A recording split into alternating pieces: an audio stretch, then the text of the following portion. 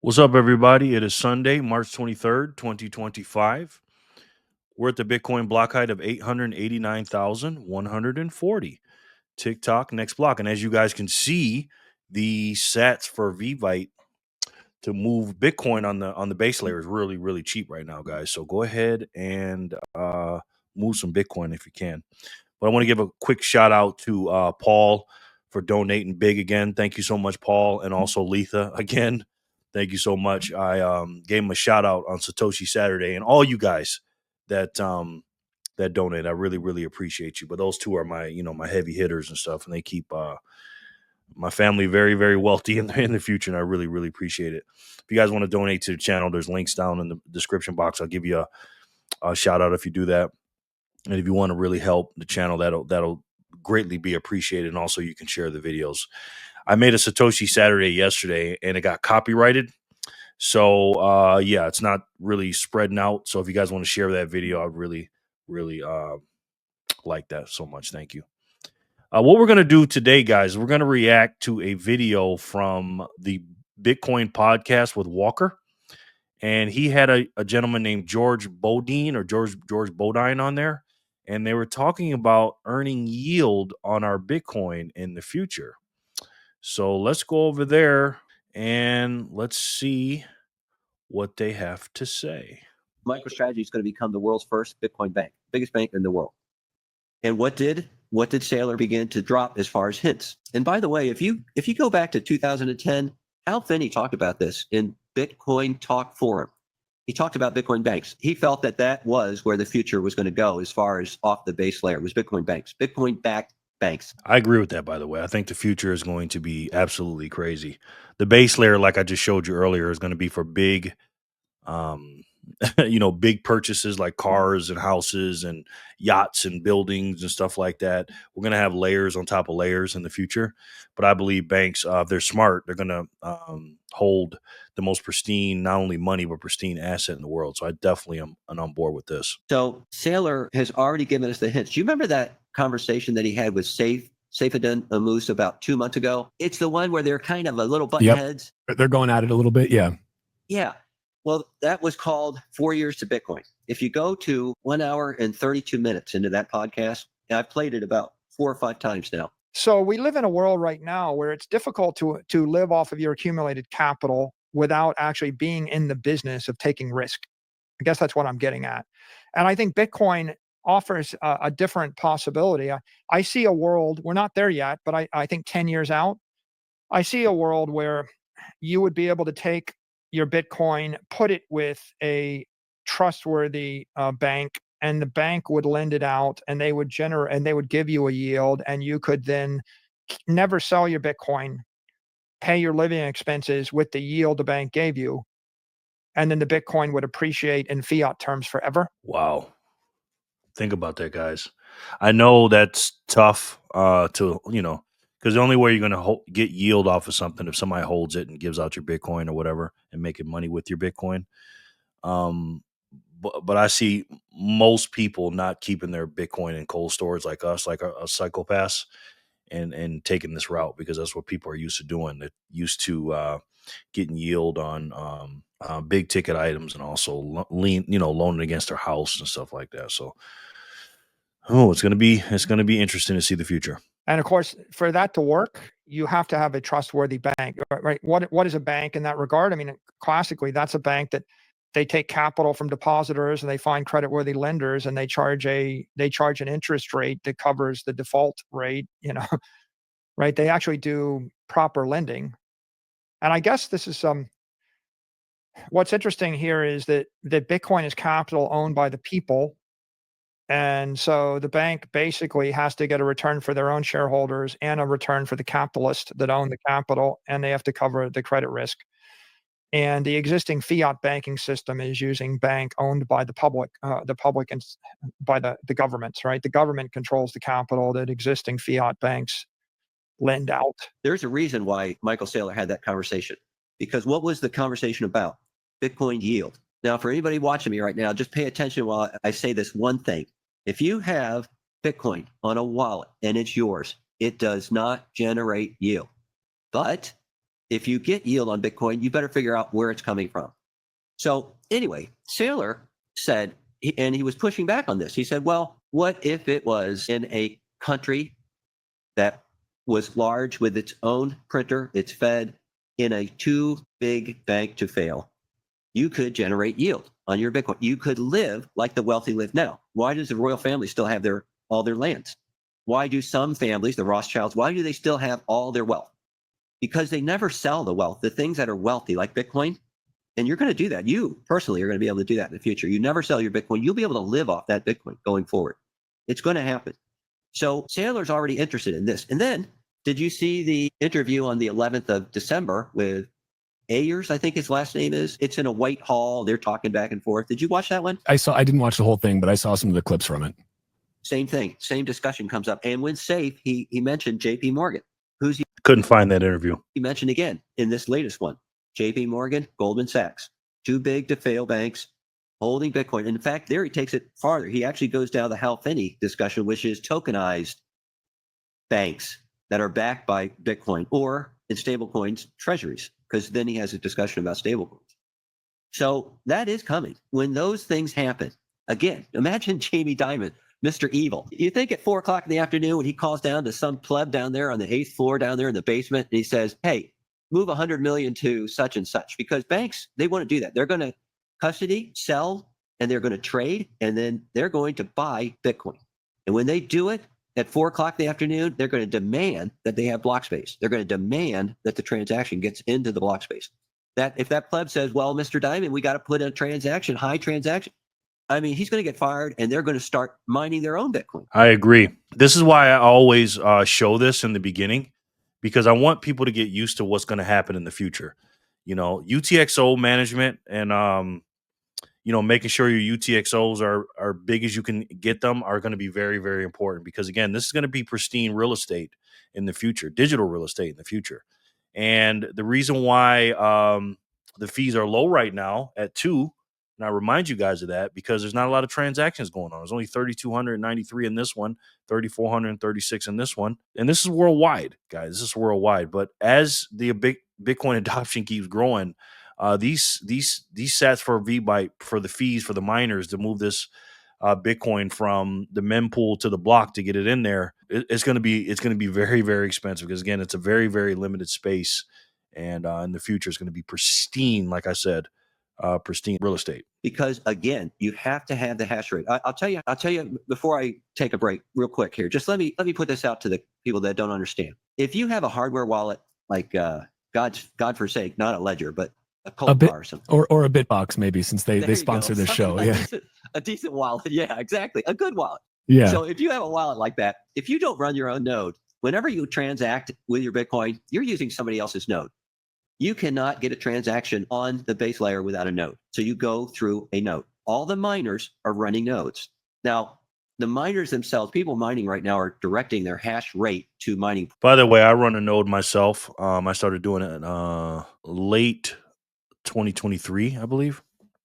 And every time I move something on the base layer or layer 1, that transaction gets verified by my own node, right? Because again, if you don't use your node, you're using somebody else's. And if you don't understand that stuff, again, this is why I tell you guys to study Bitcoin. And if you just started, or you can't, afford to buy one or whatever, just stack as many Satoshis as you can. And just know that in the future, that's something you're going to want to go towards, because you're not a true Bitcoiner if you're not running your own node. And if you don't, like I said, if you don't understand what that means, keep studying Bitcoin. You'll learn. It's really interesting. Pools. But those pools have all got nodes. They're the ones that build what's called the template, the mempool template. That template is what decides whether you get to go into the block or not with your transaction. So imagine at the end of the day, you're sitting there. And by the way, you can only last year we put in 4,094 transactions per block for a whole year on average, every 10 minutes. That's not a lot. So those nodes, when the block's found, they broadcast the transaction. Whoever won the block, let's say it's a mining pool this time, because that's where most of them are going, and they already have a template built with all the transactions in it. It broadcasts to the other nodes instantaneously. They all check to see if it's by protocol signed, and then it's broadcast. And within 2 to 3 blocks, it's in the blockchain. Well, to get in there, it's going to be a war. We're going to be fighting over that block space.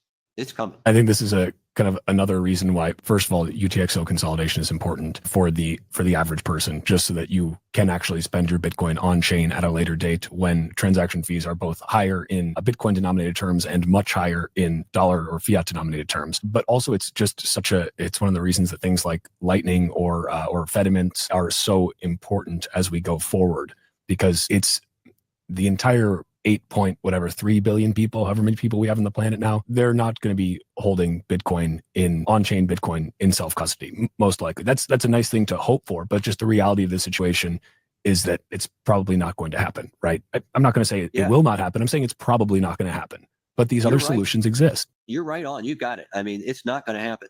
To put half of them, 4 billion on there would take 25 years. I mean, if they took over the whole blockchain, if you give them. So if half the people in the world started transacting on the base layer, again, it would take, like he said, 25 years just to get one of your transactions through. You know what I mean? So that's why, again, the big, humongous purchases in the future. I know the SAT per V bytes are really, really low right now, but in the future they're going to be much, much more expensive because there's going to be so much bloat in there and so much conjunction and traffic and stuff like that. Because again, you can have the biggest highway in the world. Our highway is small on the base layer, but if you got a bunch of cars and big trucks and everything coming in, it's just going to be too much congestion. So we have to, and again, this is why I say we need to build this thing slowly but surely. This is what the block size wars were about circa 2016, 2017. But the small blockers, that's what we are now. Because we can run our own nodes, because when you run a node, you're downloading the whole blockchain from January 3rd, 2009, all the way up to this point, because the blocks are relatively small in conjunction of how many people need it in the future. So that's why we have to, wait out a few years, maybe a decade or two or whatever, to build on top of it so we can transact every day and quote unquote buy coffee and food and stuff like that. Half, it takes 50 years. You put the whole planet on there, it takes a century. So it's not going to happen. And like we talked about with Hal Finney, he knew that. Satoshi knew that, and we are not going to be able to do that going forward. So something's going to have to give on this base layer. Yeah, for a secondary layer. Like you mentioned Lightning. Lightning's great. I love Lightning. We'll use it all the time for like zaps and stuff, but it can't do it either. Fedimint is a very interesting idea. I'm really looking into peg sidechains right now, like Liquid. I think that could be a model going forward. And that could be a model that these banks end up using. Fedimint means there's a bunch of people involved. When you're using Lightning, it's kind of like a decentralized thing on top of layer 1. It's a layer 2. All these things, Aqua, the one they just said before, Fedimint, is a bunch of people getting together and holding the Bitcoin until you send it and stuff like that. And it's trusted people and stuff. But again, there's going to be a company that's going to come out, maybe an Apple or something like that in the future. They're going to make something that we haven't even thought about yet to make sure this is a global way to transact. Because again, Bitcoin is not just for the United States or the West or the East. It's for the whole entire world. And we're going to have to, make some upgrades to the system pretty soon if we want to transact in the make it an medium exchange in the future. That same model, it could be the blueprint for how they do that. And eventually, I hate to keep talking about yield, but eventually we might be able to legitimately, with the world's best capital on the planet. I mean, it is the greatest capital that you could possibly, the most pristine asset, and banks are going to want it. So if you're willing to understand the risk involved and where the yield comes from, that could work. And I think that's such a key point is, and speaking of, Alan Farrington, he's always the one, especially when some of these Bitcoin yield things, like Celsius, for example, blew up, he was always the one, where does the yield come from? Where does the yield come from?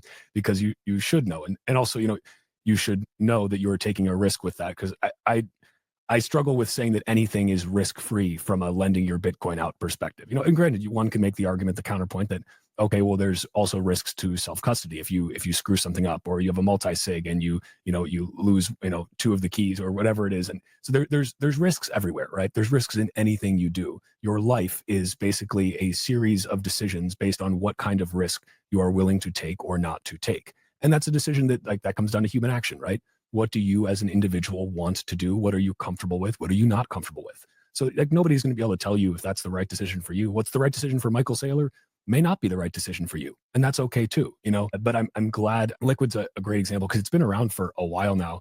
For anyone that hasn't used it, it works exceptionally well. And yeah, it's a federated model, right? It's a federated model. So you are putting there's a trade-off of trust there. You're trusting these federations, but they've been operating pretty damn well so far. It's not, I would rather have Bitcoin on the base chain in my own, multi-sig cold storage. But for certain things, Liquid is super, super useful. And like I like I just had Prince Philip, who's hereditary prince of Serbia and Yugoslavia, but also the chief strategy officer of Gen 3 on the show a few days ago, or beginning of this week. Been a long week already. But we were talking about Aqua Wallet, which Gen 3 has come out with, which I've personally been using a lot more lately. I think it's super nice that it handles a lot of the stuff for you behind the scenes, like swapping between Lightning and Liquid. And I think that's really nice. That's a nice user experience for people who don't want to have to, still in your own custody, you're still holding the keys, but giving you a smoother user experience that allows you to still do a lot of different things and, convert to USDT if you want on Liquid, not on Tron or on Ethereum, ERC20. So that's even better. Like if you're going to use USDT, may as well use it on a Bitcoin sidechain instead of a shitcoin main chain. You know what I mean? Yeah, I do. I agree 100%. I really, I've used the Aqua Wallet also, and a shout out to Samson Mao. It's been a great experience. Just like you said, it's a fluid, easy experience between, BTC, Liquid BTC, Tether, and Lightning. And it's cheap. It's not expensive to use, and it's private. It's private. I mean, that's pretty cool. So I'm not sure where things are going. I just know that we're going to have some major disruptions coming over the next year. This is going to be a volatile, a difficult journey, I think, for a lot of people to handle. Yes, it is. It's going to be very volatile. Up, down. With the price and also the FOMO and the lies and the FUD and everything, man. It's just going to be a wild ride. That's why we say hodl. Hold on for dear life. But listen, man, where we're at right now on the time chain is we need to think about the future. Like the great Wayne Gretzky used to say, I skate to where the puck is going to be, not where it has been. Right. So we know where this is going. We don't know exactly how we're going to get there, what the end result is going to be as far as the technology and stuff. But we know the 4 stages of money, right? It's a collectible first, then it's a store of value, which we're at right now. That's where we're at right now. And then a medium of exchange, where a tiny piece of what we're doing is a medium exchange. And then, of course, the final boss is the world reserve global currency. And that's where we're going to be. Is that going to happen in our lifetime? I don't know.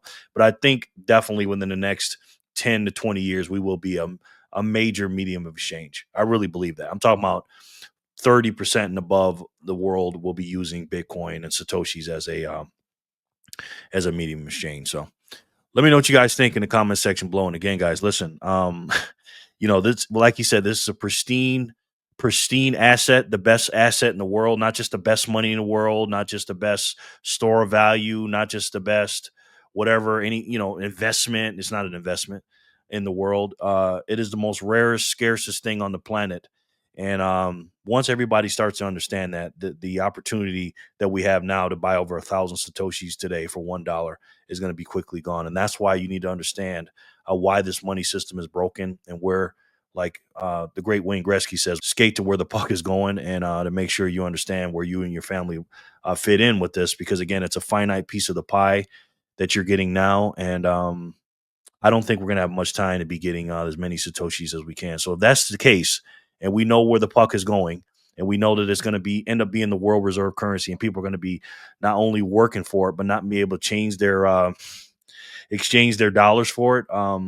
I think you guys know what you should be buying and how often you should be buying and what exactly the world is going to be seeking in the future. And I'm pretty sure you guys already know what that is. It's the best way to save. And for me, the only way to save. And that's Bitcoin. I love each and every one of you, and I'll talk to you soon. Peace and love, guys.